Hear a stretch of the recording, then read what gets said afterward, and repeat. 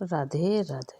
आज वैसाख के पुण्य माह में सुनिए वैशाख मास कथा अध्याय 6। एक घरेलू छिपकली की कहानी। नारद ने कहा, हे राजा, जो व्यक्ति वैशाख माह में अत्यधिक प्यासे और लंबी यात्रा से थके हुए लोगों को पानी नहीं पिलाता वह निम्न प्रजाति के पशु के रूप में जन्म लेगा।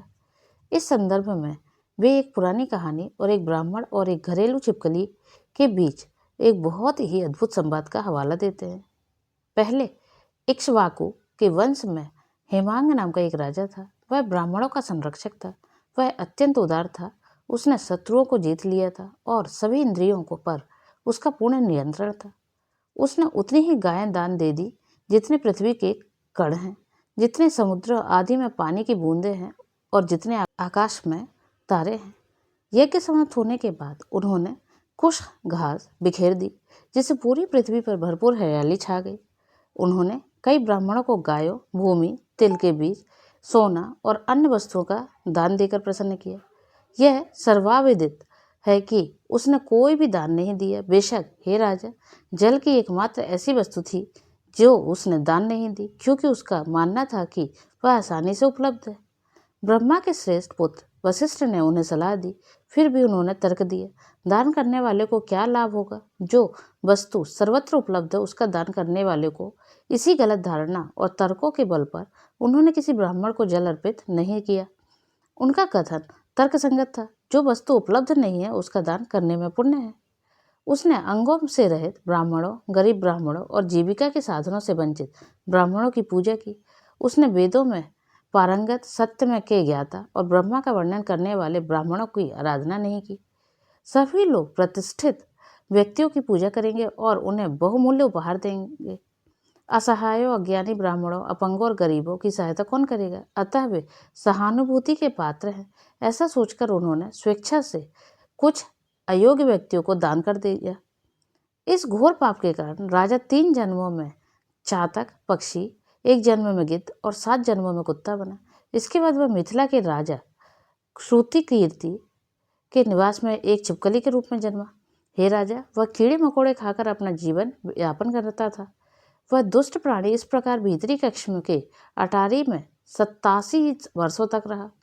एक बार श्रुतदेव नामक एक उत्कृष्ट ऋषि, जो वेदों के ज्ञाता थे, दोपहर के समय विदेह के राजा के निवास पर आए। उसे देखकर राजा अत्यंत प्रसन्न हुआ। वह तुरंत उठा और मधुपर्का तथा स्वागत में भेंट की गई अन्य वस्तुओं से उसका आदर प्रसंग किया। उसने अपने पैरों को धोने वाले जल को अपने सिर पर छिड़का। सौभाग्यवश घर की छिपकली पर भी कई बूंदें गिर गई। तुरंत ही छिपकली को अपने पिछले जन्म याद आ गए। पिछले कर्मों को याद करके वह अत्यंत व्याकुल हो गई। उसने रोते हुए उस स्थान पर आए ब्राह्मण से प्रार्थना की, मुझे बचाओ, मुझे बचाओ। निम्न श्रेणी के प्राणी की आवाज़ सुनकर ब्राह्मण आश्चर्यचकित रह गए। उन्होंने पूछा, हे छिपकली, तुम कहाँ से रो रही हो? किस कर्म ने तुम्हें इस अवस्था में पहुंचाया है? क्या तुम देव हो, साधारण मनुष्य हो, राजा हो या ब्राह्मण? हे परम धन्य, मुझे बताओ कि तुम कौन हो। आज मैं तुम्हारा उद्धार करूंगा। इस प्रकार पूछे जाने पर राजा ने महान बुद्धि वाले श्रुतदेव से कहा, मैं इक्ष्वाकु वंश का हूँ। मैं वेदों और शास्त्रों का ज्ञाता था। मैंने पृथ्वी के कणों के बराबर, समुद्रों के पानी की बूंदों के बराबर या आकाश के तारों के बराबर गायें दान की थी। सभी यज्ञ मैंने किए थे। मैंने झीलें, कुएं आदि खुदवाकर जनहित के कार्य किए, दान दिया और वैशाख माह के सभी अनुष्ठान किए। फिर भी मुझे उच्च पद प्राप्त होने के बजाय इस दयनीय स्थिति में कष्ट भोगना पड़ रहा है। 3 बार मेरा जन्म चातक पक्षी के रूप में और 1 बार गिद्ध के रूप में हुआ। हे ब्राह्मण, इससे पहले 7 बार मेरा जन्म कुत्ते के रूप में हुआ था।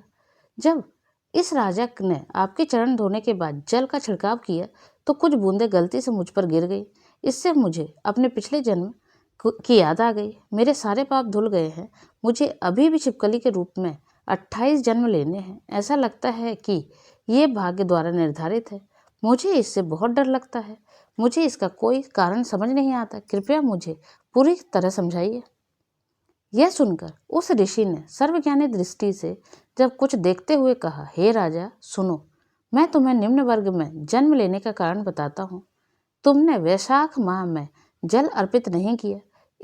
जिस माह में भगवान विष्णु प्रिय है, जल आसानी से उपलब्ध होने के कारण तुमने उसे व्यर्थ समझा।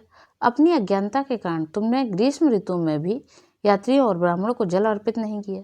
इसके अलावा तुमने योग्य व्यक्तियों की उपेक्षा करते हुए अयोग्य व्यक्तियों को दान दिया। धधकती अग्नि को त्यागने के बाद राख पर आहुति नहीं दी जाती। एक वृक्ष के अनेक रंग हो सकते हैं, उसमें मीठी सुगंध भी हो सकती है इत्यादि, परंतु यदि वह कांटों से भरा हो तो कोई उसकी पूजा नहीं करता। उत्तम वृक्षों में अश्वत्थ वृक्ष को पूजा के योग्य स्थान प्राप्त है। क्या तुलसी के पौधे को त्याग कर बैगन की पूजा की जाती है? लाचारी पूजा का मापदंड नहीं है। लंगड़े और विकलांग और जैसे असहाय व्यक्ति पर तो केवल दया ही करनी चाहिए। जो लोग तपस्या पर का कड़ाई से पालन करते हैं, जिन्हें पूर्ण ज्ञान प्राप्त है, जो वेदों और शास्त्रों के ज्ञाता है, वे साक्षात विष्णु के समान हैं। उनकी ही सदा पूजा करनी चाहिए, अन्य लोगों की नहीं। वहाँ भी पूर्ण ज्ञान से परिपूर्ण ब्राह्मण विष्णु के प्रियतम होते हैं। हे राजा, विष्णु भी पूर्ण ज्ञान से परिपूर्ण व्यक्तियों को सदा प्रिय होते हैं। अतः ज्ञानवान व्यक्ति आराधना के योग्य है, वह पूजनीय व्यक्तियों में श्रेष्ठ माना जाता है। उत्तम आचरण वाले व्यक्तियों का अपमान करना इस जीवन में और परलोक में दोनों ही कष्टों का कारण बनता है। महान पुरुषों की सेवा करना जीवन के उद्देश्यों की प्राप्ति का कारण है। करोड़ों अंधे लोग भी चीजों को अनेक उनके वास्तविक स्वरूप में ही नहीं देख पाएंगे। ठीक उसी प्रकार 10,000 मंदबुद्धि व्यक्तियों का समूह भी किसी भी प्रकार से फलदायी नहीं हो सकता। तीर्थ मात्र जल नहीं है, देवता मात्र मिट्टी या पत्थर के नहीं है। अच्छे लोगों के लिए वे केवल अपने दर्शन मात्र से ही पवित्र हो जाते हैं, लेकिन बहुत समय बीत जाने के बाद ही। जो लोग उनके द्वारा अच्छी तरह से प्रशिक्षित होते हैं, वे भले लोगों की सेवा करने के कारण दुखी नहीं होते। ठीक वैसे ही जैसे अमृत से पोषित व्यक्ति जन्म, मृत्यु, वृद्धावस्था आदि से पीड़ित नहीं होते। हे इक्ष्वाकु वंश के वंशज, तुमने जल अर्पित नहीं किया और ना ही भले लोगों की सेवा की, अतः यह दुर्भाग्य तुम पर आया है। बुराई को शांत करने और शांति प्राप्त करने के उद्देश्य से मैं वैशाख में किए गए अपने पवित्र अनुष्ठानों से अर्जित सभी पुण्य आपको प्रदान करूंगा। इससे आप भूतकाल, वर्तमान काल और भविष्यकाल के सभी बुरे कर्मों के फल से मुक्त हो जाएंगे। यह कहकर और विधि पूर्वक जल पीकर उन्होंने उत्तम पुण्य दान किया। जब ब्राह्मण ने एक दिन में लिए गए पवित्र स्नान का पुण्य दान कर दिया तो उस राजा के सभी पाप धुल गए। उन्होंने घर की छिपकली का शरीर त्याग दिया। उन्होंने दिव्य मालाएं, वस्त्र और आभूषण धारण किए। समस्त प्राणियों के देखते हुए वे मिमिला के राजा के महल में श्रद्धापूर्वक हाथ जोड़कर खड़े रहे। उन्होंने उनकी परिक्रमा की और उन्हें प्रणाम किया। उनकी अनुमति से राजा एक दिव्य रथ पर सवार हुए। अमर देवों द्वारा स्तुति गान करते हुए वे स्वर्ग चले गए। वहां उन्होंने बिना किसी आलस्य के 10,000 वर्षों तक महान सुखों का आनंद लिया। स्वयं महान भगवान ने इक्ष्वाकु वंश के काकोस्थ के रूप में पुनर्जन्म लिया। वह महान भगवान विष्णु का अंश थे। वे देवेंद्र के मित्र थे। उन्होंने 7 महाद्वीपों से बनी पूरी पृथ्वी की रक्षा की। वे ब्राह्मणों के संरक्षक थे और अच्छे लोगों द्वारा सम्मानित थे। वशिष्ठ जी के ज्ञान प्राप्त करके उन्होंने वैशाख में किए जाने वाले सभी उत्तम अनुष्ठान किए। इस प्रकार उन्होंने सभी अशुभताओं और बुराइयों से मुक्ति पाई। दिव्य ज्ञान प्राप्त करने के बाद उन्होंने विष्णु के साथ सायुज्य रूप में मोक्ष प्राप्त किया। अतः वैशाख शुभ है। यदि सभी मनुष्य इसके अनुष्ठान करें तो वैशाख दीर्घायु, यश और समृद्धि प्रदान करता है। यह अनेक प्रकार के पापों का नाश करता है। यह जीवन के सभी लक्ष्यों की प्राप्ति का कारण है। इससे विष्णु प्रसन्न होते हैं। वसंत ऋतु के दौरान वैशाख माह में चारों जातियों और जीवन के चारों चरणों के सभी मनुष्यों द्वारा महान पवित्र अनुष्ठान किए जाने हैं। इति स्कंद पुराण अंतर्गत वैशाख माह महत्तम कथा अध्याय 6 संपूर्ण।